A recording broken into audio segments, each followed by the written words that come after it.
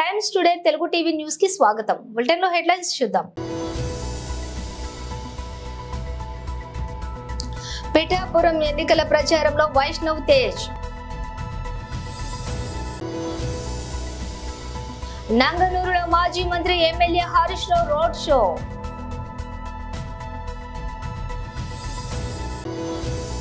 Vande Bharat versus వందే metro తేడాలు ఏమిటి?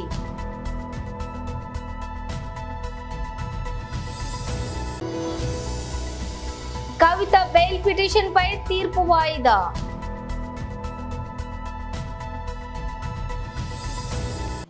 Details చూస్తే పిఠాపురం ఎన్నికల ప్రచారంలో వైష్ణవ్ తేజ్.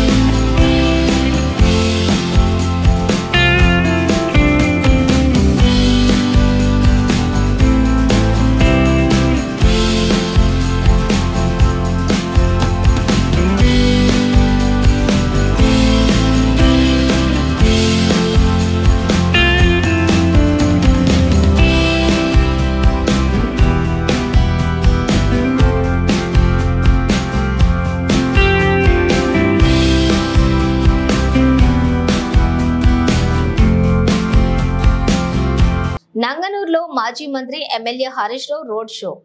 మొన్న రేవంత్ రెడ్డి ఎక్కడో మాట్లాడుతూ ఢిల్లీ నుంచి బీజేపీ వాళ్ళు ఏమిచ్చిండ్రు, గాడిద గుడ్డు ఇచ్చిండ్రు అన్నాడు. అన్నారా రేవంత్ రెడ్డి ఈ 4.5 నెలల్లో 5 నెలల్లో నువ్వేమిచ్చినావు గాడిద గుడ్డు తప్ప. ఢిల్లీలో గాడిద గుడ్డు ఇచ్చాడు నేను కొత్తగా నువ్వు చెప్పేదేందా? 10 ఏళ్లకెళ్ళి మేము చెప్తూనే ఉన్నాం.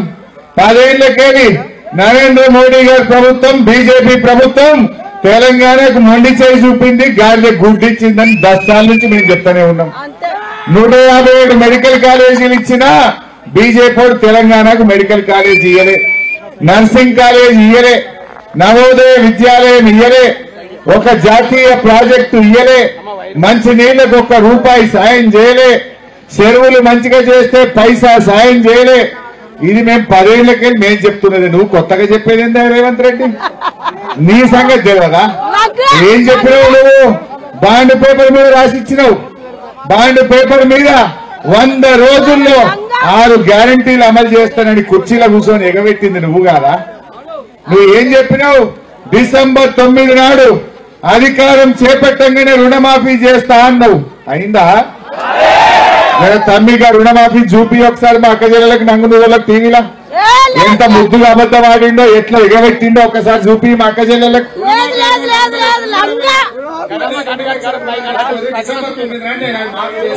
కాబట్టి రైతులందరికీ నేను విజ్ఞప్తి చేస్తున్నా, ఎమ్మడే పోయి బ్యాంకు పోయి లోన్లు తెచ్చుకోరు, వచ్చిన ఎమ్మడే నేను రుణమాఫీ చేస్తా. అయిందా చెల్లె ఎవరికన్నా? అయినా అదేమన్నా 2 లక్షలు మాఫీ అయిన వాళ్ళంతా కాంగ్రెస్ కోటైంది, కానోళ్ళంతా కారుకు కేసీఆర్కి అయిందిగా. ఎంత ముద్దుగా అబద్ధం ఆడిండు.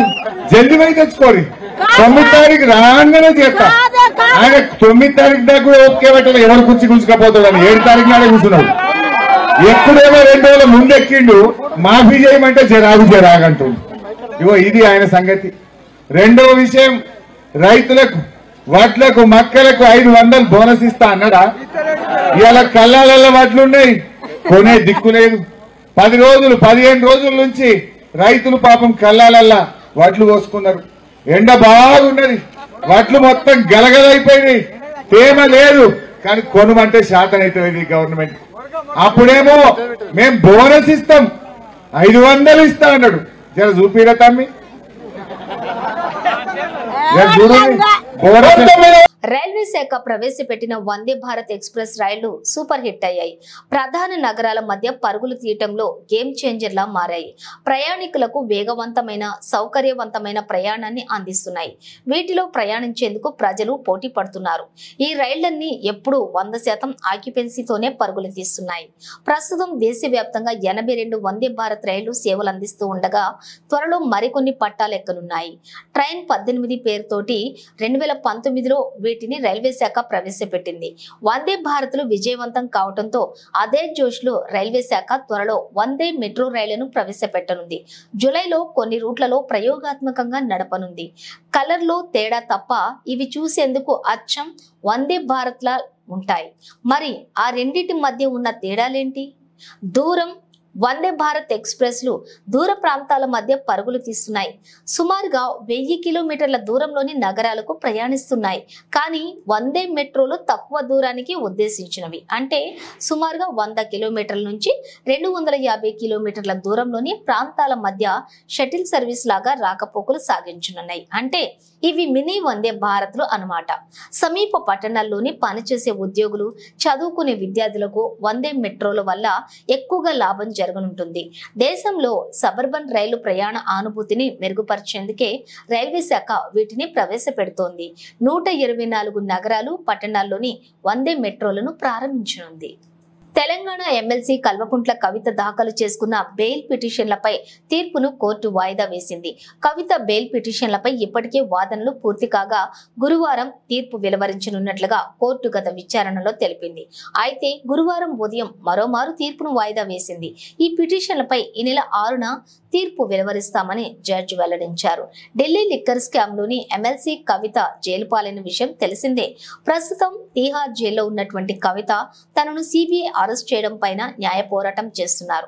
లిక్కర్ స్కామ్ కేసులో ఎమ్మెల్సీ కవితను ఎన్ఫోర్స్మెంట్ డైరెక్టరేట్ అధికారులు మార్చి 15న అరెస్ట్ చేశారు. ఢిల్లీ నుంచి హైదరాబాద్ కు వచ్చి కవిత నివాసంలోని ఆమెను ప్రశ్నించాక సాయంత్రం అరెస్ట్ చేసి ఢిల్లీకి తీసుకుని వెళ్లారు.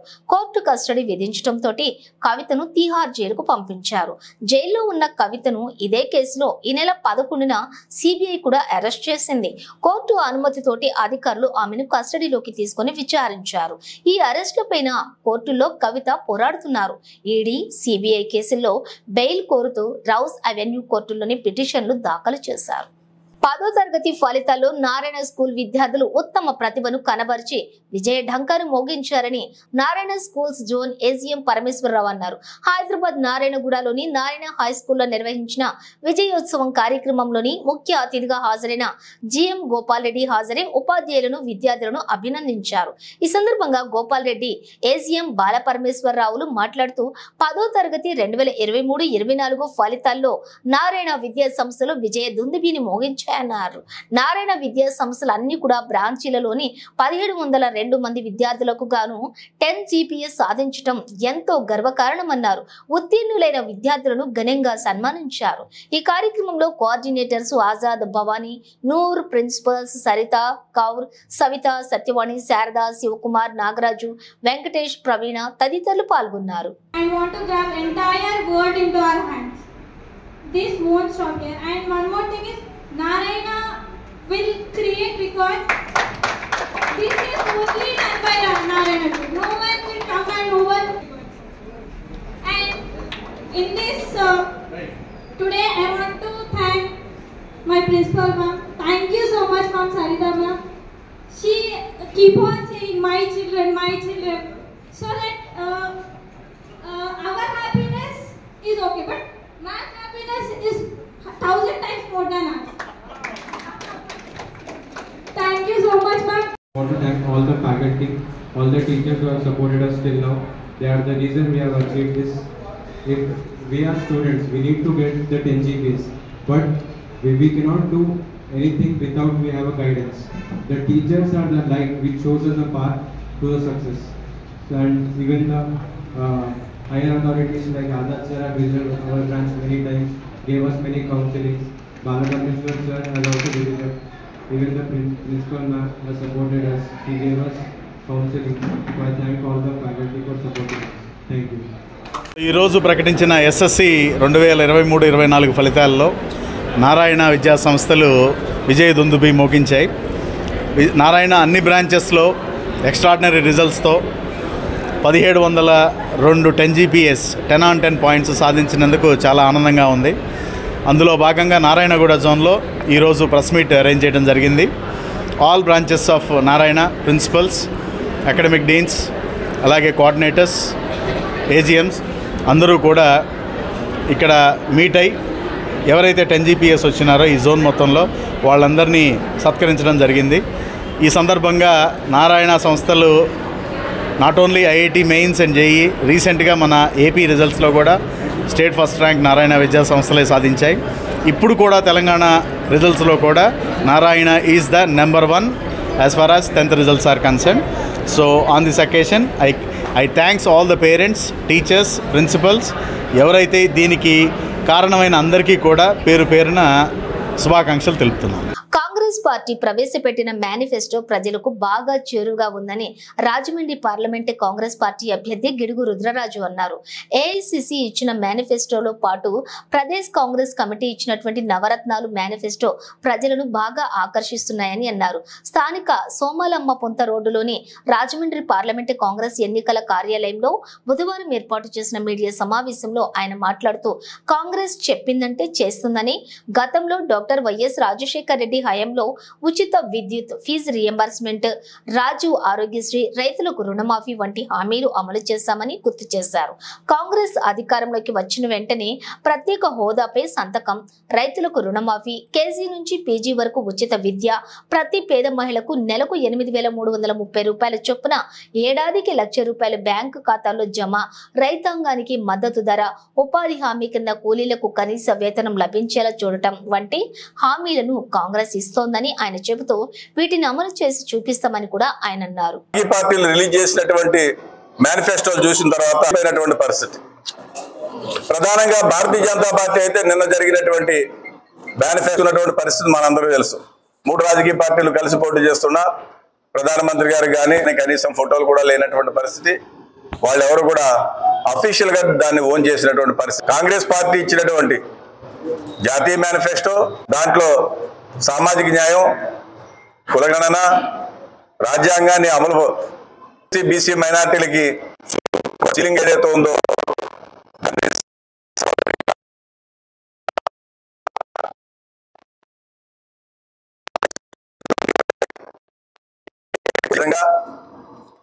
కార్మికులకు సంబంధించినటువంటి చట్టాలు ఏవైతే ఉన్నాయో కార్మిక ప్రయోజనాలకి భంగం కల్పించేటువంటి కొన్ని భారతీయ జనతా పార్టీ చేసింది.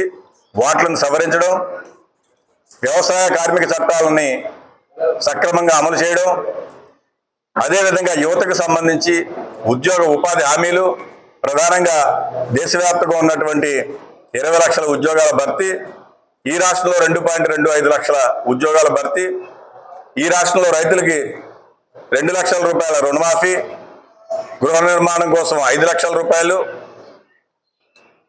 ప్రతి ఒక మహిళకి, పేద మహిళకి జాతీయ స్థాయి పార్టీ తీసుకున్నటువంటి నిర్ణయం ప్రకారం మహాలక్ష్మి పేరుతోటి ₹1,00,000 అంటే నెలకి 8,333 రూపాయలు, 12 నెలలకి ₹1,00,000, సంవత్సరానికి ₹1,00,000, 5 సంవత్సరాలకు 5 లక్షల రూపాయలు ఇచ్చేటువంటిది. అదేవిధంగా స్వామినాథన్ కమిటీ సిఫార్సుల ప్రకారం రైతులకి, రైతాంగానికి మేలైనటువంటి పంటకి గిట్టుబాటు ధర వచ్చే విధంగా చర్యలు, ఈ విధమైనటువంటి అంశాలన్నింటినీ కూడా కాంగ్రెస్ పార్టీ తీసుకుంది. ప్రధానంగా విద్య చాలా ప్రాధాన్యత సంతరించుకున్నది.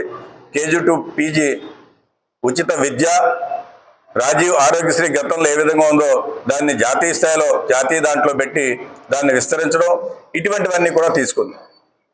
ఈ 2 కాంగ్రెస్ పార్టీ ఇచ్చినటువంటి మేనిఫెస్టోని ఇతర రాజకీయ పార్టీలు ఇచ్చినటువంటి మేనిఫెస్టో చూసిన తర్వాత ప్రజలందరూ కూడా కాంగ్రెస్ పార్టీ ఇచ్చినటువంటి అటు జాతీయ స్థాయిలో మా పార్టీ నాయకత్వం ఖార్గే గారు, రాహుల్ గాంధీ గారు ఇచ్చింది కానీ దానికి పి చిదంబరం గారు చైర్మన్గా, ఇక్కడ రాష్ట్ర స్థాయిలో పెద్దలు మా పల్లంరాజు గారు చైర్మన్గా ఇచ్చినటువంటిది కానీ, జాతీయ స్థాయిలో ఒక common minimum programme India alliance భాగస్వామ్య పక్షాలంతా కూడా కూర్చుని ఒక కామన్ మినిమం ప్రోగ్రాం తయారు చేస్తున్నారు. గతంలో యూపీఏ ప్రభుత్వం అధికారంలో ఉన్నప్పుడు ఏ విధంగా చేస్తారో ఆ విధంగా ఇవన్నీ కూడా అమలు చేసే విధంగా కాంగ్రెస్ పార్టీ చేస్తుంది. కాబట్టి మేమందరం కూడా మల్కాజ్గిరి అసెంబ్లీ పరిధిలోని వినాయక్ నగర్ మౌలాలి డివిజన్ లో బీజేపీ పార్లమెంట్ అభ్యర్థి ఈటెల రాజేందర్ ఈ రోజు రోడ్ షో నిర్వహించారు. ఈ సందర్భంగా ఆయన మాట్లాడుతూ కాంగ్రెస్ బీఆర్ఎస్ పార్టీలు దొందే అని విమర్శించారు.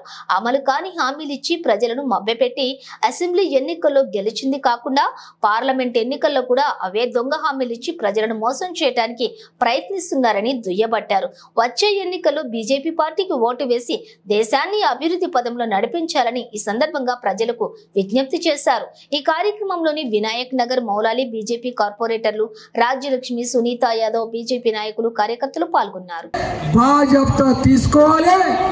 హుజరాబాద్ ఏం చేసిందో 2021లో కాంగ్రెస్ పార్టీ కూడా కర్రు కాల్చి వాత పెడుతున్న విషయం మరి మర్చిపోతున్నారు. వాళ్ళు మీరు అనుకుంటున్నారు లీడర్ చెప్పగానే, లీడర్ చెప్తే ఎప్పుడు వింటారు? లీడర్ చెప్పేది ప్రజలకు ఇష్టమున్నది చెప్తే వింటారు తప్ప ప్రజలకు ఇష్టం లేని చెప్తే వింటారా? ప్రజలంతా మోడీకి ఓటేయాలని చెప్పి అనుకుంటే, ప్రజలంతా ఈటలన్నకు ఓటేయాలని అనుకుంటే, ప్రజలంతా కమలపు గుర్తును గెలిపించాలనుకుంటే ఇవాళ నాయకులు అమ్ముడు పోయి మీరు కాంగ్రెస్ పార్టీకి ఓటేయమని వేస్తారా? మనకు గొర్రెలెక్క కనబడుతున్నామా? మనకు ఆలోచన లేదా? ఇవాళ మీరు అనుకుంటున్నారు డబ్బును నమ్ముకున్నాడు, మద్యం సీసాలు నమ్ముకున్నాడు, అధికార దుర్యోగం నమ్ముకున్నాడు, దౌర్జన్యాన్ని నమ్ముకున్నాడు. కేసీఆరే మట్ల కలిసిపోయిండు. రేవంత్ రెడ్డి ఎంత? రేవంత్ రెడ్డి కూడా గది పడుతుంది. నేను 6 నెలల నుంచి మొత్తుకుంటున్నా, రేవంత్ రెడ్డి ఇచ్చిన హామీలు అమలు కావు అని చెప్పి మొత్తుకున్నా, కానీ నమ్మలే.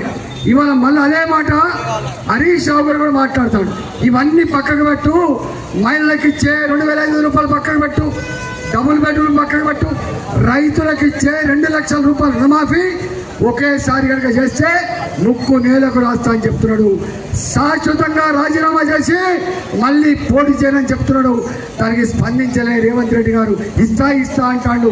మళ్ళీ ఈ ఓట్లు పడేదాకా, ఈ ఓట్లు డబ్బలు పడేదాకా ఎన్ని మాటలని చెప్తాడు. ఒట్టెక్కదాకా ఓడమల్లప్ప, ఒట్టెక్కినాక పూడమల్లప్ప. రేవంత్ రెడ్డి ఎవరు నమ్ముతావా? కేసీఆర్ 10 ఏళ్ళు నమ్మినాం, ఆగమైపోయినాం మనం. డబుల్ బెడ్రూమ్ల గురించి ఎంత గొప్ప చెప్పిండు. పొడలత్తే ఎక్కడ పడుకుంటుంది, బిడ్డత్తే ఎక్కడ పడుకుంటుంది, అల్లు ఎక్కడ పడుకుంటా చెప్పిండా? ఇచ్చిండా డబుల్ బెడ్రూమ్? ఆయన బాగుపడ్డాడు తప్ప ప్రజలు బాగుపడలేదు. కాబట్టి మీ అందరికీ నేను ఒక్కడే విజ్ఞప్తి చేస్తాను. పల్నాడు జిల్లా క్రోసూరు, నరసరావుపేట, దాచేపల్లి, వినుకొండలలో జరిగిన మాదిగల ఆత్మీయ సమావేశంలో మందకృష్ణ మాదిగతో కలిసి ఉమ్మడి కూటమి నరసరావుపేట ఎంపీ అభ్యర్థి లావు శ్రీకృష్ణ దేవరాయలు ఆయా నియోజకవర్గాల ఎమ్మెల్యే అభ్యర్థులు పాల్గొన్నారు. ఎస్సీ వర్గీకరణకు కట్టుబడి ఉన్న కూటమికే మాదిగలు తమ మద్దతులను తెలియజేశారు. ఎస్సీలను పట్టించుకోకుండా ఎస్సీ వర్గీకరణకు ఏమాత్రం మద్దతు ఇవ్వని వైసీపీకి జగన్మోహన్ రెడ్డికి ఎట్టి పరిస్థితుల్లో తమ ఆదరణ ఉండదని, వైసీపీని ఓడించడమే సందేశంగా జనంలోకి వెళ్తామని ఎంఆర్పీఎస్ ఆధ్వర్యంలో మాదిగలు నినదించారు. ఈసారి కూటమికి మద్దతు తెలపాలని మందకృష్ణ మాదిగ పిలుపునిచ్చారు. మాదిగల భవిష్యత్తు తరాల బాగు కోసమే కూటమికి ఈ ఎన్నికల్లో తమ సంపూర్ణ మద్దతు అని మందకృష్ణ మాదిగ తెలిపారు. ఏదైతే రోడ్స్ వేయాలో, రోడ్లు వేయాలో దళిత వాడలో అవి వేయట్లేదు, సైడ్ డ్రైన్స్ వేయాలో అవి వేయట్లేదు. అలాగే ఎస్సీ కార్పొరేషన్ ద్వారా లోన్స్ రావాలో అవి రావట్లేదు. ఇక్కడ ఎవరికైనా ఎస్సీ కార్పొరేషన్ ద్వారా లోన్స్ వచ్చినాయా?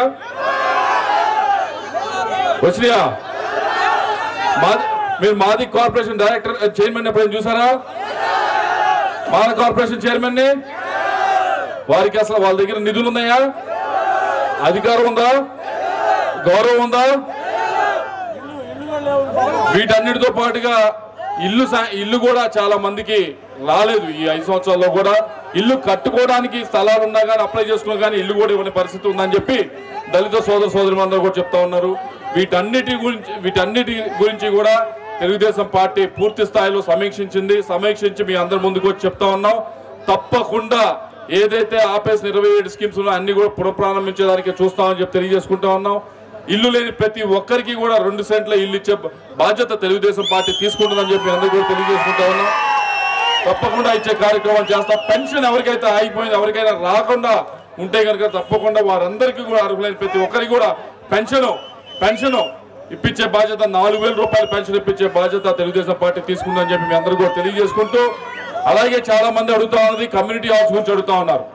మా ఊర్లో కమ్యూనిటీ హాల్ కావాలని చెప్పి ఇప్పటికే నేను చెప్పడం జరిగింది. ఎంపీ ఫండ్ నుంచి 50 కమ్యూనిటీ హాల్స్ వచ్చే 5 సంవత్సరాల్లో పార్లమెంట్ మొత్తం ఇస్తా అని చెప్పి మేము చెప్పడం జరిగింది. తప్పకుండా 50 కమ్యూనిటీ హాల్స్ మన పార్లమెంట్ లో ఇచ్చే బాధ్యత నాది అని చెప్పి మీ అందరూ కూడా తెలియజేసుకుంటా ఉన్నాం. అలాగే జగజీవన్ రామ్ గారిది ఏదైతే బిల్డింగ్ ఒకటి అడిగారు నర్సాపేటలో, తప్పకుండా అది కూడా శాంక్షన్ చేస్తామని తెలియజేసుకుంటా ఉన్నా.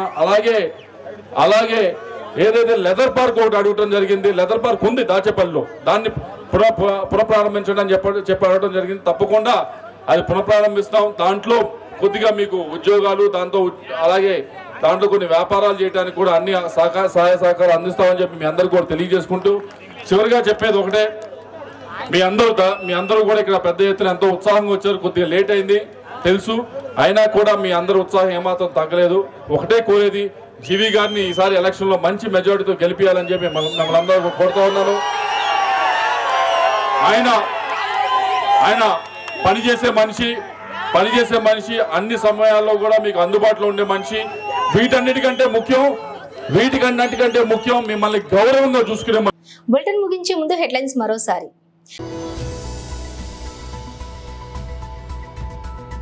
పిఠాపురం ఎన్నికల ప్రచారంలో వైష్ణవ్ తేజ్.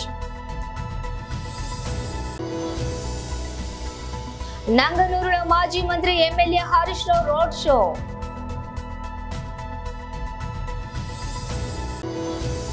వందే భారత్ వర్సెస్ వందే మెట్రో, తేడాలు ఏమిటి?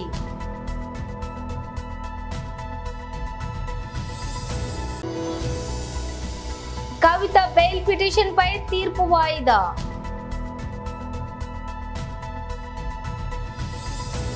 ఇవి బులెటిన్ విశేషాలు. మరో బులెటిన్ తో మళ్ళీ కలుద్దాం.